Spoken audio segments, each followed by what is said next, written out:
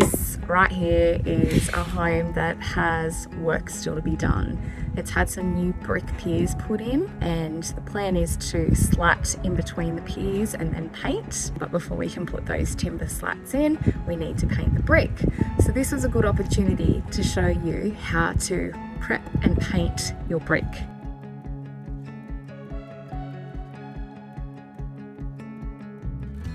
So how to paint brick. The first thing you want to do is prime. Now that's what we say about most of the surfaces that we're painting, but even more so when you are working with an exterior surface. I think the detail comes really into type of accessories that you use, and in particular which roller cover you use for something that is a porous and uneven surface like a brick. So the denser or the thicker, the longer the nap that you have on your roller, the better that will be for a project like an uneven surface, such as brick or render, anything like that. If you are using a short nap on something like this, you aren't going to penetrate into all of those uneven grooves and surfaces.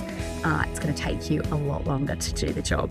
So I've had a change of plan and I've decided just to use the paintbrush to go through and paint all the brick, because it's just such a small surface. It doesn't really warrant me getting the roller and the ruler tray out. But if I was going over a larger brick wall, then absolutely my plan of attack would be cutting in with a brush and then coming in with the larger Lambswool roller. But in this case, I can get away with a coat just using the brush, which is awesome.